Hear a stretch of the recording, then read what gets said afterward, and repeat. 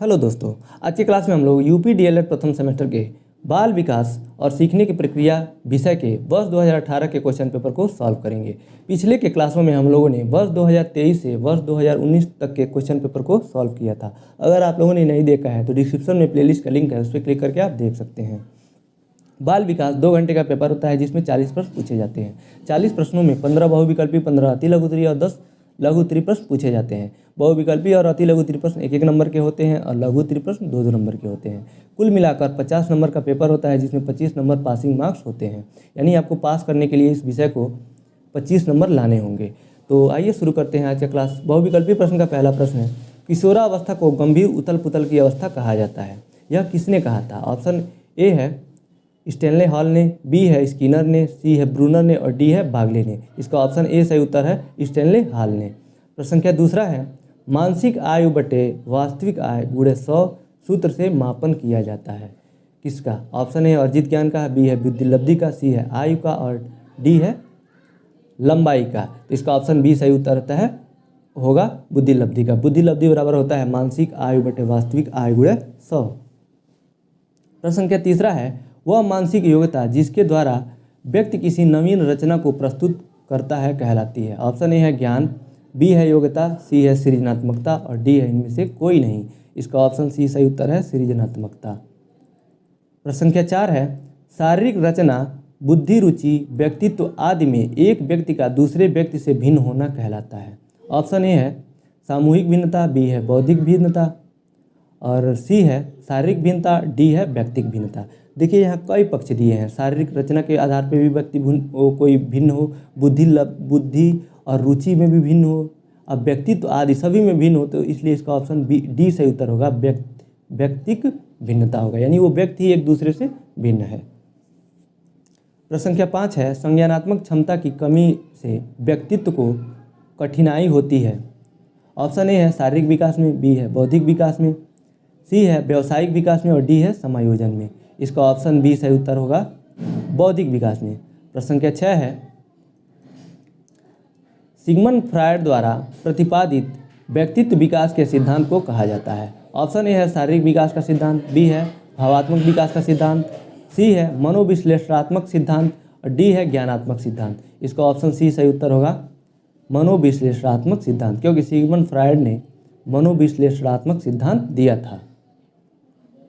प्रश्न संख्या 7 है, परोक्ष वस्तुओं के संबंध में चिंतन कहलाता है। ऑप्शन ए है कल्पना, बी है चिंतन, सी है तर्क और डी है स्मृति। तो प्रश्न संख्या 7 का ए सही उत्तर होगा कल्पना। प्रश्न संख्या 8 है, किसी समस्या का समाधान करने के लिए गत अनुभव को नए ढंग से समायोजित किया जाना कहलाता है। ऑप्शन ए है तर्क, बी है चिंतन, सी है कल्पना, डी है स्मृति। तो 8वां का सही उत्तर ए है तर्क। प्रश्न संख्या 9 है, किसी के द्वारा विभिन्न परिस्थितियों में समायोजन कहलाता है। ऑप्शन ए है शारीरिक स्वास्थ्य, बी है संवेगात्मक विकास, सी है मानसिक विकास और डी है उपयुक्त सभी। तो इसका सही उत्तर है डी उपयुक्त सभी। प्रश्न संख्या 10 है, सीखने की मात्रा तथा समय के संबंध को चित्रांकित करने वाले वक्र रेखा कहलाती है। ऑप्शन ए है वक्र अधिगम वक्र, बी है पठार वक्र, सी है संप्राप्ति वक्र और डी है बुद्धि लब्धि वक्र। इसका ऑप्शन ए सही उत्तर होगा अधिगम वक्र। देखिए सीखने की मात्रा, एक किसी भी एक्सिस पे आप एक्स या वाई एक्सिस पे सीखने की मात्रा को दर्शा दें, दूसरा समय को दर्शाते हैं एक दूसरे पे, यानी एक्स एक्सिस पे। तो यहाँ पे जो ग्राफ बनेगा ये अधिगम वक्र ही तो होगा, यानी समय के साथ व्यवहार में परिवर्तन हो रहा है, यानी सीखने की मात्रा में और थोड़ा सा परिवर्तन हो रहा है समय के साथ, तो इसको अधिगम ही कहा जाएगा, इसलिए इसको अधिगम वक्र कहेंगे। प्रश्न संख्या 11 है, जब कोई बालक सीखने को तत्पर होता है तब वह चीज़ों को जल्दी से सीखता है। यह थार्नडाइक के सीखने के किस नियम के अंतर्गत आता है? देखिए यहाँ तत्पर आ गया, सीखने को तत्पर होता है, इसीलिए यहीं से आपको आंसर पता लग जाएगा कि ये तत्परता का नियम होगा। ऑप्शन बी सही उत्तर होगा। प्रश्न संख्या 12 है, सीखने के किस सिद्धांत के अंतर्गत व्यक्ति संपूर्ण परिस्थिति के प्रत्यक्षीकरण के आधार पर सीखता है? ऑप्शन ए है प्रयत्न और भूल का सिद्धांत, बी है संबंध प्रतिक्रिया का सिद्धांत, सी है अनुकरण का सिद्धांत और डी है अंतर्दृष्टि या सूझ का सिद्धांत। इसका ऑप्शन डी सही उत्तर है अंतर्दृष्टि या सूझ का सिद्धांत, और अंतर्दृष्टि या सूझ का सिद्धांत कोहलर ने दिया था। इसके साथ आप ये भी ध्यान में रखेंगे, ये भी प्रश्न पूछा हुआ है। प्रश्न संख्या 13 है, वे प्रेरक जिन्हें व्यक्ति अपने प्रयासों से प्राप्त करता है कहलाते हैं। ऑप्शन ए है अर्जित प्रेरक, बी है जागृत प्रेरक, सी है निर्देशित प्रेरक और डी है व्यवहार को परिचालित प्रेरक। इसका ऑप्शन ए सही उत्तर है अर्जित प्रेरक। प्रश्न संख्या 14 है, अधिगम, धारणा, पुनः स्मरण तथा पहचान आदि प्रक्रियाएं आती हैं। ऑप्शन ए है ध्यान के अंतर्गत, बी है कल्पना के अंतर्गत, सी है रुचि के अंतर्गत और डी है स्मृति के अंतर्गत। इसका सही उत्तर है डी स्मृति के अंतर्गत। प्रश्न संख्या 15 है, वह प्राप्तांक जो किसी प्रदत्त को 2 बराबर भागों में बांटता है कहलाता है। ऑप्शन ए है समांतर माध्य, बी है माध्यिका, सी है बहुलक और डी है उपयुक्त सभी। इसका ऑप्शन बी सही उत्तर है माध्यिका। माध्यिका उसे कहते हैं जो 2 बराबर में भागों में बांटता है किसी भी व्यंजक को या फिर जितने भी आंकड़े दिए रहते हैं उनको। और समांतर माध्य होते हैं पदों का योग बटे पदों की संख्या, यानी वो औसत निकाला जाता है उसको समांतर माध्य कहते हैं। बहुलक होता है जो भी आंकड़ा उसमें सबसे ज़्यादा बार आया होता है उसको बहुलक कहते हैं। इसका ऑप्शन बी सही उत्तर है। अगला प्रश्न है अति लघुत्तरी प्रश्न। अति लघुत्तरी प्रश्न का पहला प्रश्न है, बाल विकास के अंतर्गत शैशवावस्था की आयु कितनी होती है। उत्तर, बाल विकास के अंतर्गत शैशवावस्था की आयु जन्म से 5 या 6 वर्ष होती है। ये कई मनोवैज्ञानिक मानते हैं 5 से 6 वर्ष, लेकिन अगर जो जीन पियाजे का जो संज्ञानात्मक सिद्धांत दिया था उन्होंने, उसमें शैशवावस्था को वो 0 से 2 वर्ष की आयु में बताया है। अगर स्पेसिफिक नाम दे के पूछेगा तो 0 से 2 वर्ष होगा। आप यहाँ पे किसी का नाम नहीं लिखा है तो आप 0 से 2 वर्ष भी लिखेंगे तो भी सही होगा, और जन्म से 5 वर्ष या 6 वर्ष लिखेंगे तब भी सही होगा। प्रश्न संख्या 17 है, जन्म के समय शिशुओं के भीतर कितने संवेग पाए जाते हैं। उत्तर, शिशुओं के भीतर 3 संवेग पाए जाते हैं जन्म के समय, भय, क्रोध और प्रेम, और बाकी जो संवेग हैं उसमें बाद में आता है, जन्म के बाद धीरे धीरे बच्चा के अंतर्गत आता है। प्रश्न संख्या 18 है, बुद्धि के बहुकारक सिद्धांत का प्रतिपादन किसने किया। उत्तर, बुद्धि के बहुकारक सिद्धांत का प्रतिपादन मनोवैज्ञानिक थॉर्नडाइक ने किया।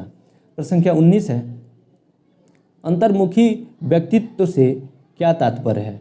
उत्तर, अंतर्मुखी व्यक्ति आत्मकेंद्रित, चिंतनशील तथा एकांत प्रिय होते हैं। इस व्यक्तित्व के लक्षण, स्वभाव, आदतें, अभिवृत्तियाँ आदि बाह्य रूप में प्रकट नहीं होते हैं, इसलिए इसको अंतर्मुखी कहा जाता है। देखिए, अंतर्मुखी व्यक्ति वो होते हैं जो ज़्यादा सोचते हैं, अपने आप में रहते हैं, किसी से ज़्यादा बात नहीं करते हैं, उनको हमेशा शांत रहते हैं, ऐसे व्यक्ति अंतर्मुखी स्वभाव के होते हैं।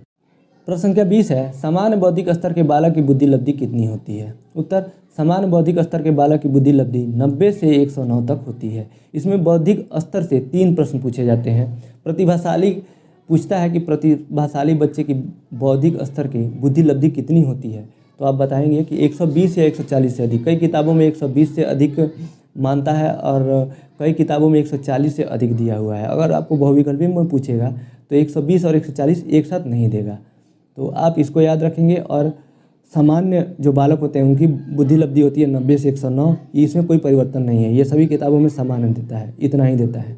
और उससे जो 90 से जो कम होते हैं वो आते हैं मंदबुद्धि बालक के अंतर्गत। प्रश्न संख्या 21 है, बुद्धि परीक्षण के लिए प्रयुक्त होने वाले TAT परीक्षण का निर्माण किसने किया। उत्तर, बुद्धि परीक्षण के लिए प्रयुक्त होने वाले TAT परीक्षण का निर्माण मनोवैज्ञानिक मुर्रे व मॉर्गन ने किया।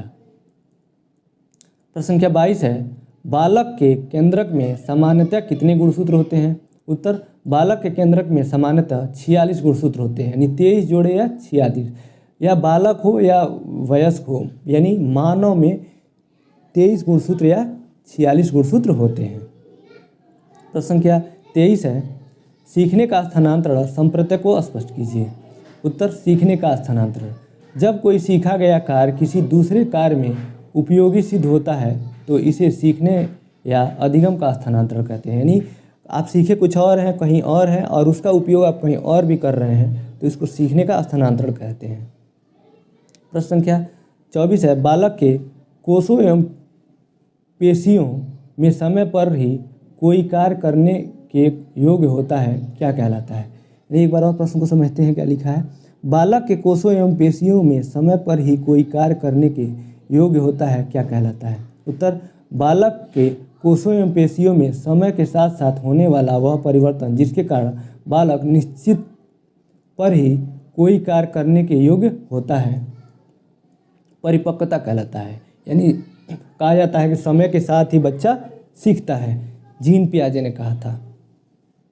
तो इसको परिपक्वता के अंतर्गत ये आता है। प्रश्न संख्या 25 है, व्यक्तिक एवं सामूहिक बुद्धि परीक्षण में मुख्य अंतर क्या है? उत्तर, पहला अंतर है व्यक्तिक परीक्षण एक व्यक्ति का किया जाता है और सामूहिक परीक्षण पूरे समूह का किया जाता है। दूसरा है व्यक्तिक परीक्षण में वस्तुनिष्ठता और प्रामाणिकता कम होती है, जबकि सामूहिक परीक्षणों में ये गुण अधिक होते हैं। तीसरा, व्यक्तिक परीक्षणों द्वारा छोटे एवं बड़े दोनों का ही परीक्षण हो सकता है, लेकिन सामूहिक परीक्षण द्वारा बहुत छोटे बालकों का परीक्षण नहीं हो सकता है, क्योंकि जो बच्चे बहुत छोटे रहते हैं उनको समूह में परीक्षण लेंगे तो बहुत से बच्चे कुछ लिखेंगे ही नहीं, और जब लिखित परीक्षण ले रहे हैं समूह में तो उन पे और जब ध्यान नहीं देंगे तो उनका परीक्षण हो ही नहीं पाएगा, वो लिखते ही नहीं है। उनको छोटे बच्चों को व्यक्तिक परीक्षण के माध्यम से उनका अच्छा परीक्षण होता है।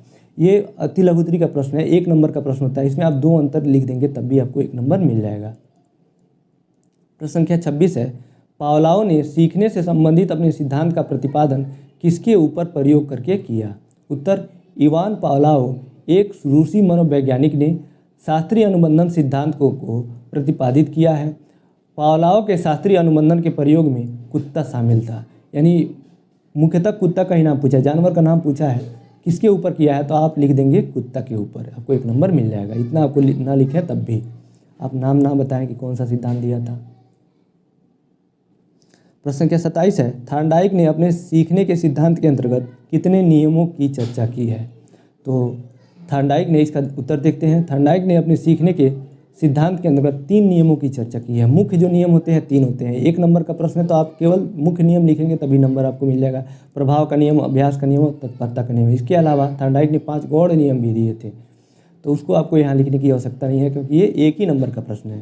प्रश्न संख्या 28 है, प्यास, भूख, निद्रा, प्रतिष्ठा में से कौन सा अर्जित अभिप्रेरणा के अंतर्गत आता है? अर्जित अभिप्रेरणा आ गया, यानी जो वातावरण या अपने प्रयासों से सीखा गया सीखने को अर्जित अभिप्रेरणा कहते हैं।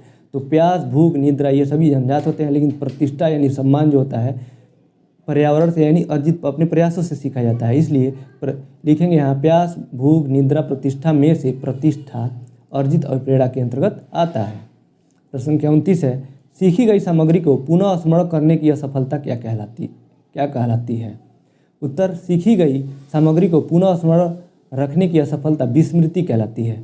यानी कोई भी चीज़ आप सीख रहे हैं उसको आप पुनः स्मरण यानी याद नहीं कर पा रहे हैं, आप अपनी स्मृति में नहीं ला पा रहे हैं तो उसको विस्मृति ही तो कहेंगे। विस्मृति का अर्थ होता है भूलना, उसको भूलना कहते हैं। प्रश्न संख्या 30 है, किसी अवर्गीकृत प्रदत्त में सबसे अधिक बार आने वाली संख्या क्या कहलाती है? तो उत्तर, किसी अवर्गीकृत प्रदत्त में सबसे अधिक बार आने वाली संख्या बहुलक कहलाती है। प्रश्न संख्या 31 है, जो कि लघु उत्तरी प्रश्न का पहला प्रश्न है, जन्म से किशोरावस्था तक बच्चे की सामाजिक भावना को विस्तार से समझाइए। उत्तर, सामाजिक विकास। मनुष्य एक सामाजिक प्राणी है, जन्म से ही वह अपनी आवश्यकताओं की पूर्ति समाज के बिना नहीं कर पाता है। अच्छा सामाजिक जीवन व्यतीत करने के लिए उसमें सामाजिक गुणों का विकास होना आवश्यक है। सामाजिक विकास से तात्पर्य होता है समूह में एक साथ रहकर समाज के प्रति अच्छा व्यवहार। पहला है शैशवावस्था में सामाजिक विकास, सोशल डेवलपमेंट इन इन्फेंसी। शैशवावस्था से तात्पर्य जन्म से 2 वर्ष की अवस्था से होता है। जन्म के समय शिशु का व्यवहार सामाजिकता से काफ़ी दूर रहता है।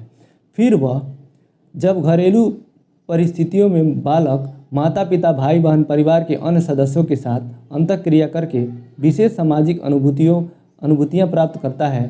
शिशुओं में सामाजिक विकास उनके प्रारंभिक व्यवहार बहुत ही स्वार्थों और अहम भरा हुआ होता है। वे अपने खिलौनों से दूसरे को खेलते हुए नहीं देख सकते हैं, लेकिन 2 साल के अंत में बालक साथियों की ओर उन्मुख हो जाता है। अब वह मिलजुल कर खेलना पसंद करता है। तो ये तो था शैशवावस्था में सामाजिक विकास। यहाँ पे देखिए जो प्रश्न पूछा है, बालक के पूछा है कि जन्म से किशोरावस्था तक बच्चे की सामाजिक भावना को विस्तार से समझाइए। यानी अब आप सामाजिक शैशवावस्था में भी बताएंगे, फिर बाल्यावस्था में भी 3 अवस्थाएं होती हैं किशोरावस्था तक पहुँचने तक, एक बाल्यावस्था में भी सामाजिक विकास को बताएंगे और उसके बाद तीसरा जो होगा उत्तर बाल्यावस्था, फिर अगला जो है किशोरावस्था में सामाजिक विकास को बताएंगे, तब जाके ये प्रश्न कंप्लीट होगा। तो पहला हम लोगों ने पढ़ा सरसवा में, दूसरा पढ़ेंगे अब बाल्यावस्था में सामाजिक विकास, सोशल डेवलपमेंट इन चाइल्डहुड। बाल्यावस्था से तात्पर्य 2 वर्ष से 12 वर्ष की अवस्था से होता है।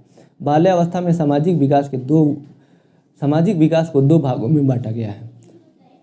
प्रारंभिक बाल्यावस्था में सामाजिक विकास, यानी प्रारंभिक बालक उसको बोला जाता है, बाल्यावस्था उसको 2 से 6 वर्ष, और उत्तर बाल्यावस्था में सामाजिक विकास यानी 6 से 12 वर्ष। तो पहला देखते हैं प्रारंभिक बाल्यावस्था में बालक घर के बाहर अपने उम्र के बच्चों के साथ संपर्क करना शुरू कर देता है। अब वह अन्य लड़कों के साथ संपर्क करना शुरू कर देता है, जिससे उसका सामाजिक विकास होता है। बालक इस अवस्था में मित्र बनाने लगते हैं तथा सहयोग की भावना का विकास होता है। अगला है उत्तर बाल्यावस्था। उत्तर बाल्यावस्था में बालकों में सामाजिक विकास काफ़ी तेज़ी से देखने को मिलता है। इस अवस्था में बालक में सामाजिक सूझ, उत्तरदायित्व तथा प्रतिस्पर्धा यानी कंपटीशन, सहयोग की भावना उत्पन्न हो जाती है। इसके साथ ही सहनशीलता भी की भावना बढ़ जाती है। तीसरा है किशोरावस्था में सामाजिक विकास, यानी childhood social development in adolescence. किशोरावस्था की आयु का काल 12 वर्ष से शुरू होकर 18 या 19 वर्ष तक होती है। कई बुक में यानी कई मनोवैज्ञानिक 18 या 19 वर्ष में मानते हैं, कई 21 वर्ष मानते हैं। किशोरावस्था को लेके चूँकि अलग अलग व्यक्तियों में, अलग अलग बालकों में अलग अलग समय तक किशोरावस्था होती है, इसलिए उसको सामान्यतः 12 या 13 वर्ष से लेके 11 या 12 वर्ष से लेके 18 या 19 वर्ष तक की काल को किशोरावस्था माना जाता है। तो इसमें दिया है किशोरावस्था की आयु का काल 12 वर्ष से 18 वर्ष तक होती है। इस अवस्था में किशोरों में तीव्र परिवर्तन और समायोजन होता है, जैसे शारीरिक, मानसिक तथा संवेगात्मक विकास के साथ साथ सामाजिक विकास की प्रक्रिया भी चलती रहती है। लड़के एवं लड़कियां एक दूसरे के प्रति आकर्षण रखते हैं। तरह तरह की वेशभूषा, हाव भाव द्वारा विपरीत लिंग के प्रति ध्यान अपनी ओर आकर्षित करने का प्रयत्न करते दिखलाई पड़ते हैं। इसी में आगे दिया है किशोरावस्था में व्यक्ति में नया सामाजिक समूह देखने को मिलता है। वह सामाजिक समूह का सदस्य बनकर समाज की आवश्यकताओं की पूर्ति करना चाहता है। उनमें नेतृत्व की भावना का विकास हो जाता है। अगला है प्रश्न संख्या 32। बच्चे के मानसिक विकास में वंशानुक्रम और वातावरण के सापेक्षिक महत्व है, पर समीक्षात्मक व्याख्या दीजिए। उत्तर, बच्चे के विकास की विभिन्न अवस्थाओं में होने वाले मानसिक विकास को अनेक घटक प्रभावित करते हैं। समाज, वातावरण, परिवार तथा अन्य परिस्थितियां इससे संबंधित हैं। ये सब मानसिक विकास की गति को प्रभावित करते हैं। बच्चे के मानसिक विकास में वंशानुक्रम का सापेक्षिक महत्व इसमें दिया है। वंशानुक्रम के प्रभाव से सभी बच्चों की शारीरिक संरचना में विविधता होती है। अतः इसके आधार पर एक शिक्षक बच्चों की शारीरिक संरचना के आधार पर उसके विकास में ध्यान दे सकता है। वंशानुक्रम के कारण बच्चों की जन्मजात क्षमताओं में भी अंतर पाया जाता है। वंशानुक्रम बच्चे की मानसिक क्षमता को भी प्रभावित करता है। कोई भी बच्चा उससे अधिक विकास नहीं कर सकता जितना उसका वंशानुक्रम संभव बनाता है।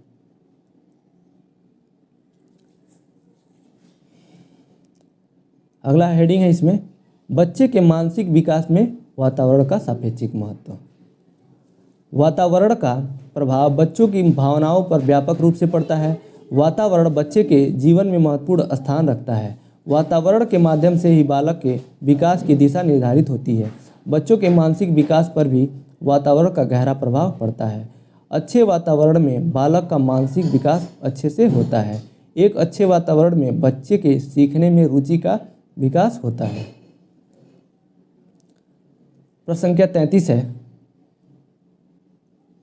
सीखने के पठार के कारण एवं दूर करने के उपाय बताइए। ये पिछले क्लास में भी हम लोगों ने पढ़ा था वर्ष 2019 में, लेकिन वहाँ अति लघु उत्तरीय में पूछा था और 2 ही कारण और 2 ही उपाय बताना था। लेकिन यहाँ पे लघु उत्तरीय प्रश्न है तो आप उससे थोड़ा सा ज़्यादा लिखेंगे, क्योंकि यहाँ 60 वर्ड में लिखना होता है तो 60 वर्ड से ज़्यादा लिखेंगे। उत्तर है सीखने के पठार के कारण। सीखने के पठार के निम्नलिखित कारण हैं। पहला है प्रेरणा का अभाव।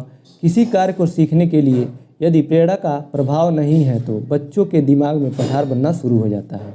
दूसरा है व्यवधान अधिगम करते समय बीच में यदि किसी प्रकार का व्यवधान बाधा जैसे शोरगुल होने लगे तो बच्चों के मस्तिष्क में पठार बनना शुरू हो जाता है। तीसरा है पुरानी आदतों का नई आदतों में संघर्ष। इसका तात्पर्य यह है कि यदि कोई छात्र अपनी पुरानी आदत से कोई कार्य करता है और बाद में उसे नई आदतों को अपनाना पड़ता है, इस स्थिति में उसे कठिनाई का सामना करना पड़ता है।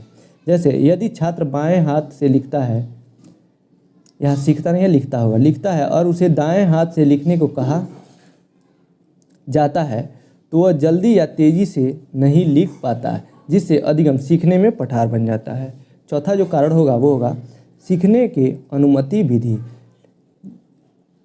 लिखने में कलम को कसकर पकड़ना, शब्द को रुककर पढ़ना, उंगलियों की सहायता में गिनती गिनना आदि अनुचित विधि है। इन विधियों को अपनाने में अधिगम में पठार बन जाता है। पांचवा जो कारण है पठार का, अभ्यास का प्रभाव। थॉर्नडाइक के सीखने के नियम के अभ्यास को सबसे महत्वपूर्ण दिया गया है। यदि अभ्यास गलत तरीके से हुआ है तो सीखने में पठार शीघ्र आ जाएगा।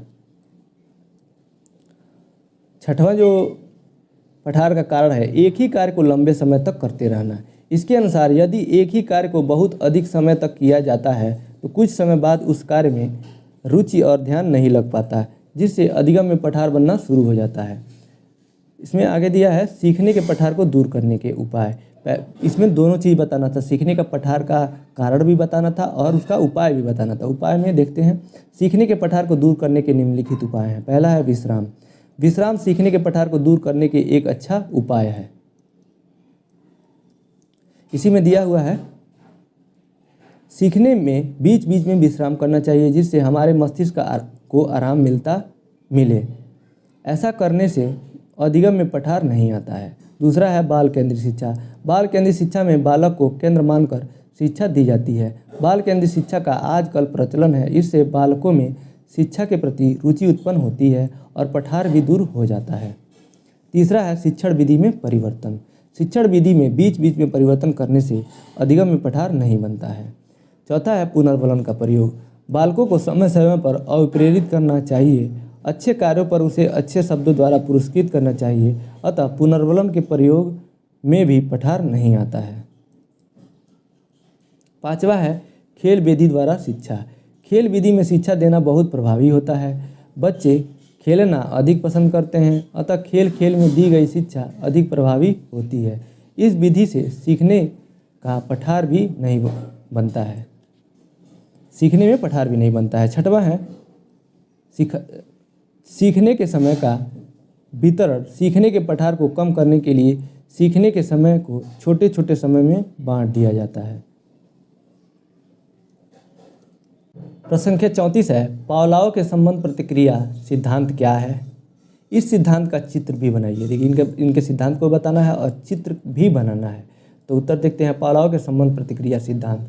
पावलोव ने अपने सीखने के सिद्धांत का आधार अनुबंध को माना। अनुबंध के द्वारा उद्दीपक यानी स्टिमुलस तथा अनुक्रिया रिस्पॉन्स के बीच एक साहचर्य स्थापित होता है। इस संबंध को क्लासिकी अनुबंधन सिद्धांत या प्रतिवादी अनुबंधन सिद्धांत भी कहा जाता है। ये तो इनका सिद्धांत हो गया। अब इनका प्रयोग था। इस सिद्धांत को देने के लिए उन्होंने एक प्रयोग किया था। तो उनका प्रयोग क्या था, तो इनको प्रयोग को पढ़ते हैं फिर फिगर को देखेंगे। पावलोव ने पशुओं पर कई प्रयोग किए। इनका प्रसिद्ध प्रयोग कुत्ते पर किया गया। कुत्ते को एक निश्चित समय पर भोजन दिया जाता था। भोजन देखते ही उसकी लार टपकने लगती थी। कुछ दिनों के बाद भोजन देने से पहले घंटी बजाई जाने लगी।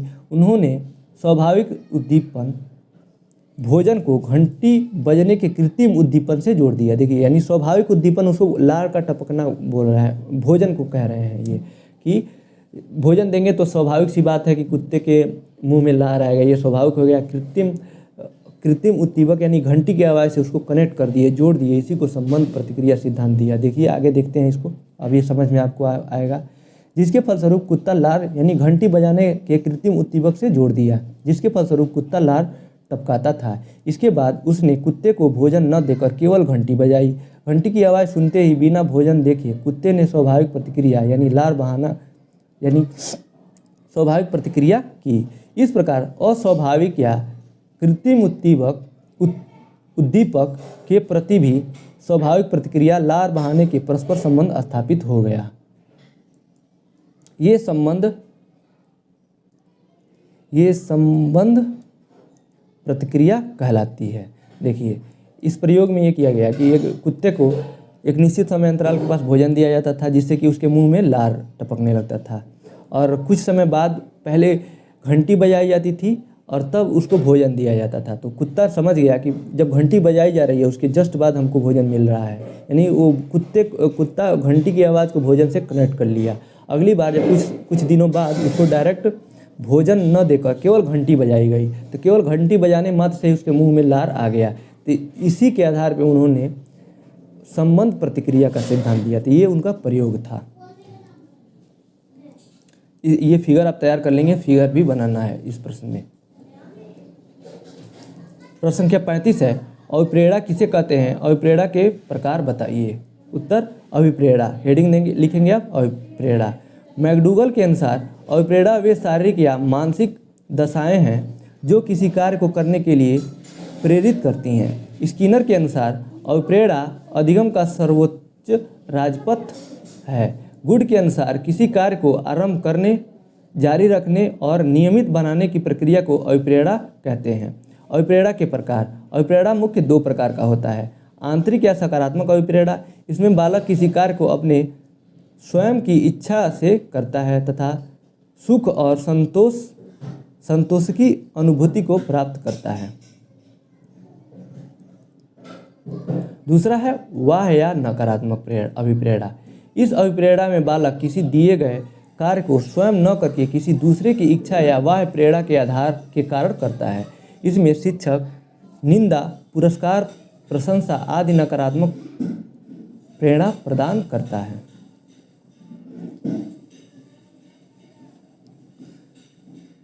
प्रश्न संख्या 36 है, ध्यान एवं रुचि में क्या संबंध है? एक ऐसी सूची बनाइए जिसमें आप कक्षा में बच्चों में रुचि उत्पन्न कर सकें। ध्यान और रुचि में अंदर में संबंध बताना है। उत्तर हेडिंग लिखेंगे आप, ध्यान एवं रुचि में संबंध। ध्यान व रुचि का घनिष्ठ संबंध है। जिन वस्तुओं में हमारी रुचि होती है, ध्यान उसी में केंद्रित होता है। मैकडूगल ने रुचि को गुप्त ध्यान कहा है और ध्यान को सक्रिय रुचि बताया है। रुचि एक मानसिक संरचना, मेंटल स्ट्रक्चर है, और ध्यान एक मानसिक क्रिया यानी मेंटल प्रोसेस है। ध्यान एवं रुचि के संबंध में निम्नलिखित विचार प्रस्तुत किए गए हैं। पहला है, ध्यान रुचि पर निर्भर है। रुचि ध्यान का संचालन करती है, अर्थात बिना रुचि के ध्यान की क्रिया नहीं हो सकती है। व्यक्ति उन्हीं वस्तुओं पर ध्यान देता है जिसमें उसकी रुचि होती है, अतः रुचि ध्यान के रूप में प्रकट होती है। जैसे बालक पढ़ने के समय खेल पर ध्यान नहीं देते, पर अवधान रुचि के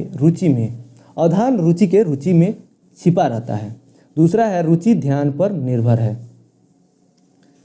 जब तक व्यक्ति किसी वस्तु पर ठीक से ध्यान नहीं देता, उसकी रुचि उसमें नहीं हो सकती। जैसे बालकों को गणित विषय प्रायः बहुत कठिन लगता है, किंतु यदि वे ध्यानपूर्वक गणित पढ़ना आरंभ कर दे तो उनकी रुचि उत्पन्न हो जाएगी। इस प्रकार ध्यान के अभाव में रुचि असंभव है। यानी रुचि उसी में आता है जिसमें अभी ध्यान लगाता है। तीसरा है, रुचि और ध्यान एक सिक्के के 2 पहलू हैं। उपयुक्त दोनों मतों के अनुसार यह स्पष्ट होता है कि ध्यान और रुचि एक दूसरे पर आधारित है। रास के अनुसार ध्यान और रुचि एक ही वस्तु को देखने के केवल 2 भिन्न तरीके हैं। जैसे एक सिक्के के 2 पहलू, रुचि व्यक्ति के अंदर छिपी रहती है और ध्यान में क्रियाशीलता होती है। विद्यालय की कक्षा में बच्चों की रुचि जागृत करने के लिए निम्नलिखित उपाय किए जा सकते हैं।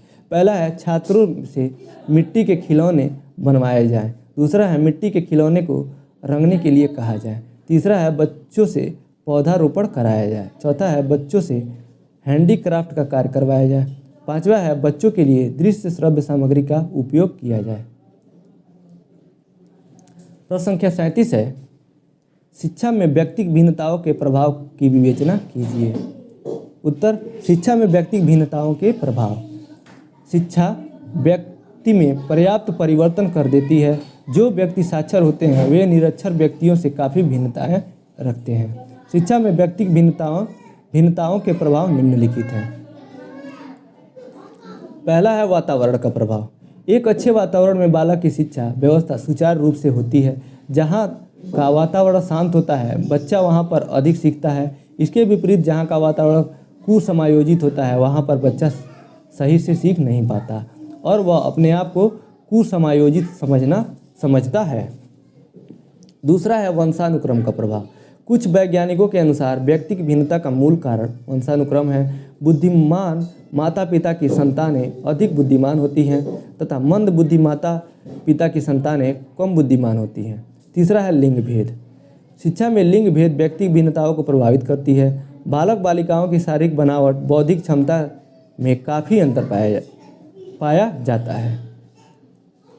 इसी में दिया है बालिकाओं की स्मरण शक्ति बालकों की अपेक्षा तीव्र होती है। यदि बालक गणित और विज्ञान में अधिक कुशाग्र होते हैं तो बालिकाएं साहित्य और कला में विशेष निपुण होती हैं। प्रश्न संख्या 38 है। स्मृति को परिभाषित कीजिए। स्मृति के विभिन्न प्रकारों को उदाहरण से देकर समझाइए। उत्तर स्मृति की परिभाषा। हिलगार्ड के अनुसार स्मृति वह मानसिक प्रक्रिया है जिसमें अतीत में सीखे गए ज्ञान अनुभव या कौशल का पुनः स्मरण किया जाता है। स्मृति के प्रकार। स्मृति निम्नलिखित प्रकार की होती है। पहला है अस्थायी स्मृति। वह स्मृति जिसमें याद की गई चीज़ें अधिक दिनों तक रहती हैं अस्थायी स्मृति कहलाती हैं। स्मृति का अर्थ होता है याद करना या कोई भी चीज़ अपने मानसिक पटल में रखना, उसको स्मृति कहते हैं। दूसरा है अस्थायी स्मृति। वह स्मृति जिसमें याद की हुई चीज़ें अधिक दिनों तक नहीं रहती, जल्दी भूल जाती हैं, अस्थायी स्मृति कहलाती हैं। तीसरा है सक्रिय स्मृति। जब कोई घटना तथ्य आवश्यकता पड़ने पर तुरंत स्मरण हो जाए, इस प्रकार की स्मृति सक्रिय स्मृति कहलाती है। चौथा है निष्क्रिय स्मृति। इसमें बिना किसी प्रयत्न के ही कोई भी बातें स्मृति में बनी रहती हैं। पांचवा है तार्किक स्मृति। इस स्मृति में तर्क एवं चिंतन शक्ति का विकास होता है। इसमें वैज्ञानिक सोच विकसित होती है। छठवां है यांत्रिक स्मृति। इसमें कुछ कार्य यंत्रवत स्वतः होते रहते हैं। सातवां है शुद्ध स्मृति। इस स्मृति में कोई कार्य व्यवस्थित ढंग से सीखा जाता है। सातवां है रटंत स्मृति। इसमें तथ्यों को रटकर याद किए जाते हैं। प्रश्न संख्या 39 है। आप कक्षा में बच्चों के भूलने की क्रिया को कैसे नियंत्रित करेंगे? भूलने की गति को रोकने के उपाय सुझाइए। उत्तर कक्षा में बच्चों के भूलने की क्रिया को नियंत्रित करना। अगर बच्चा बार बार बताई गई एक ही बात को भूल जाता है तो इसके लिए उसे डांटे या मारे नहीं। यदि बच्चे को गृह कार्य के रूप में 130 तक की गिनती याद करने को दिया गया है तो इसे बच्चे को एक बार में न याद कराएं। इसके लिए समय को 2-3 अंतरालों में बांट दें। जैसे सबसे पहले तय किए गए समय में बच्चे को सिर्फ 1 से 10 तक की गिनती याद कराएं। इसके अगले दिन 10 से 30 तक गिनती याद कराएं। इसके बाद इसका रिवीजन कराएं। ऐसा करने से बच्चे में भूलने की क्रिया को नियंत्रित किया जा सकता है। इसमें कह रहा है कि कोई भी बहुत ज़्यादा एक ही बार बच्चे को ना पढ़ाया जाए, उसको टुकड़ों में बांट के कई दिनों में, 2 दिन में, 3 दिन में या फिर छोटे छोटे समय में पहले आप थोड़ा सा शुरू का भाग पढ़ाइए, फिर उसके बाद मतलब समय के अंतराल में आप उसको चीज़ों को याद कराएं तो कम भूलेगा। यही है इसमें आगे दिया है भूलने की गति को रोकने के उपाय। इसके निम्न उपाय हैं। पहला है गेम्स खेलें। अनेक प्रकार के गेम्स हैं जो बच्चे की याददाश्त को बढ़ाने में मदद कर सकते हैं। बच्चों के लिए ब्रेन स्टॉर्मिंग इंडोर गेम्स अधिक उपयोगी हैं। दूसरा, बार बार बच्चे की गलती याद न दिलाएं। यदि बच्चों को कोई बात 10 बार बताई गई हो लेकिन वह फिर भी उसे याद नहीं कर पा रहा हो तो उसे यह न बोले कि आपने उसे वह बात 10 बार बताई है। बच्चे को अलग अलग तरीक़ों से उसे याद दिलाने की कोशिश करें। प्रश्न संख्या 40 है। सांख्यिकी से आप क्या समझते हैं? सांख्यिकी के प्रकारों की संक्षिप्त चर्चा कीजिए। पिछले क्लास में हम लोगों ने 40वें प्रश्न में पढ़ा था, सांख्यिकी से ही पढ़ा था, लेकिन वहाँ पे एक प्रश्न दिया हुआ था जिसमें माध्यिका निकालना था, और ये भी इसमें 40वां प्रश्न दिया है सांख्यिकी से, लेकिन इसमें सांख्यिकी को बताना है, उनके प्रकार को बताना है। तो उत्तर है सांख्यिकी। सांख्यिकी एक गणितीय विज्ञान है जिसमें किसी विषय वस्तु, अवयव, तंत्र, समुदाय से संबंधित आंकड़ों का संग्रह, विश्लेषण, व्याख्या या स्पष्टीकरण प्रस्तुत किया जाता है। इसका क्षेत्र व्यापक है। इसमें प्राकृतिक विज्ञान, सामाजिक विज्ञान, मानविकी, सरकार और व्यापार आदि शामिल है। सांख्यिकी के प्रकार। इसके निम्नलिखित प्रकार हैं। पहला है वर्णनात्मक सांख्यिकी। वर्णनात्मक सांख्यिकी में नमूना और जनसंख्या डेटा आंकड़ों के गुणों का अध्ययन किया जाता है, जैसे किसी शहर में इंटरनेट या टेलीविज़न का उपयोग करने वाले लोगों का समूह। और दूसरा है अनुमानात्मक सांख्यिकी। इसमें परिकल्पनाओं का परीक्षण करने और निष्कर्ष निकालने के लिए प्रयोग किया जाता है, जैसे काल्पनिक शोध से अनुमान प्राप्त करना। तो इसी के साथ आज का प्रश्न पत्र यहीं समाप्त होता है। इस वीडियो को देखने के लिए आपका बहुत बहुत धन्यवाद दोस्तों।